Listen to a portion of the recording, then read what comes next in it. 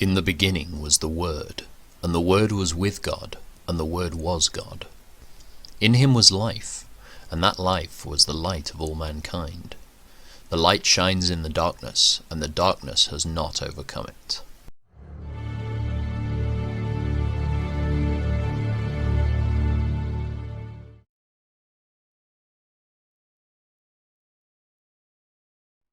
Then I witnessed in heaven an event of great significance. I saw a woman clothed with the sun, with the moon beneath her feet, and a crown of 12 stars on her head. She was pregnant, and she cried out because of her labor pains and the agony of giving birth. Then I witnessed in heaven another significant event. I saw a large red dragon with 7 heads and 10 horns, with 7 crowns on his heads. His tail swept away 1/3 of the stars in the sky, and he threw them to the earth. He stood in front of the woman as she was about to give birth, ready to devour her baby as soon as it was born.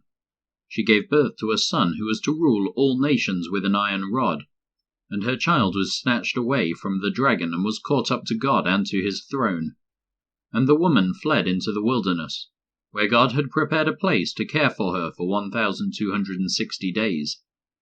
Then there was war in heaven.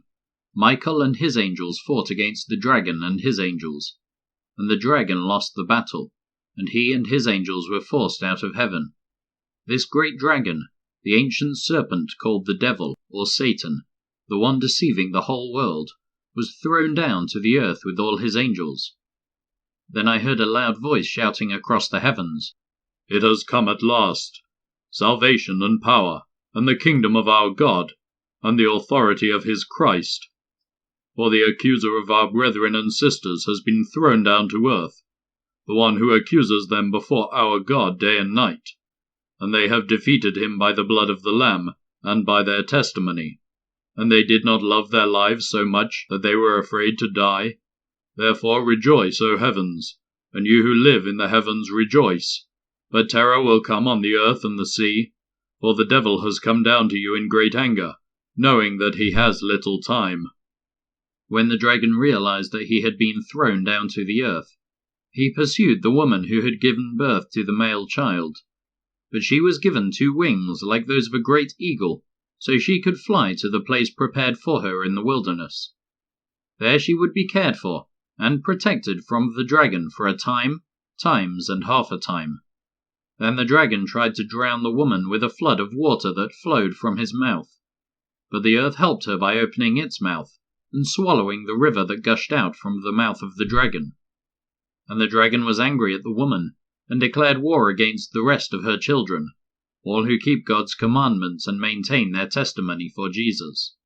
Then the dragon took his stand on the shore beside the sea. Then I saw a beast rising up out of the sea. It had 7 heads and 10 horns, with 10 crowns on its horns, and written on each head were names that blasphemed God. This beast looked like a leopard, but it had the feet of a bear and the mouth of a lion. And the dragon gave the beast his own power and throne and great authority. I saw that one of the heads of the beast seemed wounded beyond recovery, but the fatal wound was healed. The whole world marveled at this miracle and gave allegiance to the beast.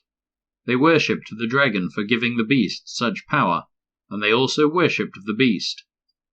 "Who is as great as the beast?" they exclaimed. "Who is able to fight against him?" Then the beast was allowed to speak great blasphemies against God, and he was given authority to do whatever he wanted for 42 months. And he spoke terrible words of blasphemy against God, slandering his name and his dwelling, that is, those who dwell in heaven. And the beast was allowed to wage war against God's holy people, and to conquer them. And he was given authority to rule over every tribe, and people, and language, and nation. And all the people who belonged to this world worshipped the beast. They are the ones whose names were not written in the book of life before the world was made, the book that belongs to the Lamb who was slaughtered. Anyone with ears to hear should listen and understand. Anyone who is destined for prison will be taken to prison. Anyone destined to die by the sword will die by the sword. This means that God's holy people must endure persecution patiently and remain faithful. Then I saw another beast come up out of the earth. He had 2 horns like those of a lamb, but he spoke with the voice of a dragon. He exercised all the authority of the first beast, and he required all the earth and its people to worship the first beast, whose fatal wound had been healed. He did astounding miracles, even making fire flash down to earth from the sky while everyone was watching. And with all the miracles he was allowed to perform on behalf of the first beast, he deceived all the people who belonged to this world. He ordered the people to make a great statue of the first beast, who was fatally wounded and then came back to life. He was then permitted to give life to this statue so that it could speak. Then the statue of the beast commanded that anyone refusing to worship it must die. He required everyone, small and great, rich and poor, free and slave, to be given a mark on the right hand or on the forehead, and no one could buy or sell anything without that mark, which was either the name of the beast or the number representing his name. Wisdom is needed here. Let the one with understanding solve the meaning of the number of the beast, for it is the number of a man. His number is 666. Then I saw the Lamb standing on Mount Zion, and with him were 144,000 who had his name and his Father's name written on their foreheads. And I heard a sound from heaven, like the roar of mighty ocean waves, or the rolling of loud thunder. It was like the sound of many harpists playing together. This great choir sang a wonderful new song in front of the throne of God, and before the 4 living beings and the 24 elders. No one could learn this song except the 144,000 who had been redeemed from the earth. They have kept themselves as pure as virgins, following the Lamb wherever he goes. They have been purchased from among the people on the earth as a special offering to God and to the Lamb. They have told no lies. They are without blame. And I saw another angel flying through the sky, carrying the eternal good news to proclaim to the people who belong to this world, to every nation, tribe, language, and people. "Fear God," he shouted. "Give glory to him, for the time has come when he will sit as judge.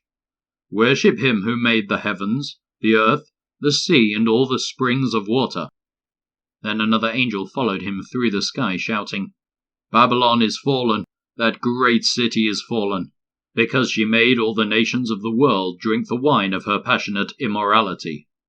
Then a third angel followed them, shouting, "Anyone who worships the beast and his statue, or who accepts his mark on the forehead or on the hand, must drink the wine of God's anger. It has been poured full strength into God's cup of wrath, and they will be tormented with fire and burning sulfur in the presence of the holy angels and the Lamb.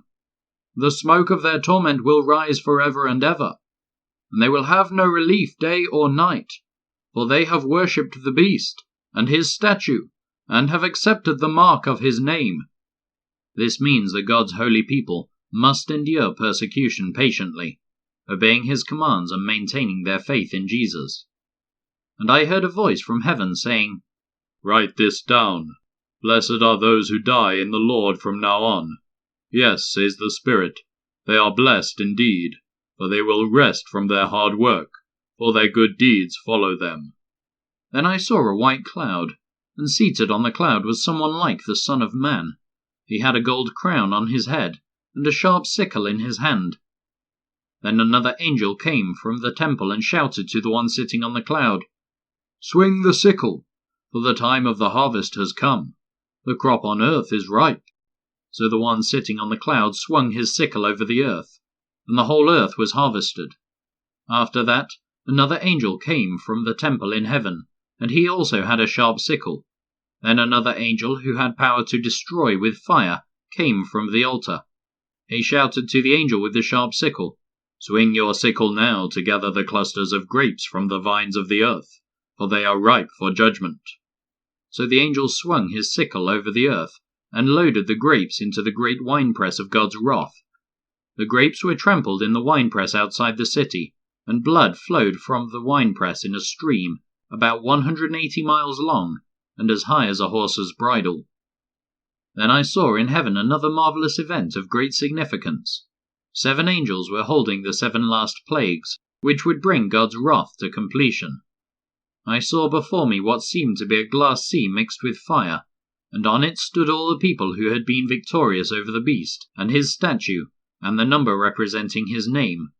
They were all holding harps that God had given them, and they were singing the song of Moses, the servant of God, and the song of the Lamb.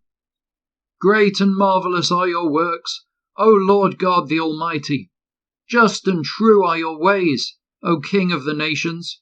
Who will not fear you, Lord, and glorify your name? For you alone are holy. All nations will come and worship before you, for your righteous deeds have been revealed. Then I looked and saw that the temple in heaven, God's tabernacle, was thrown wide open. The 7 angels who were holding the 7 plagues came out of the temple.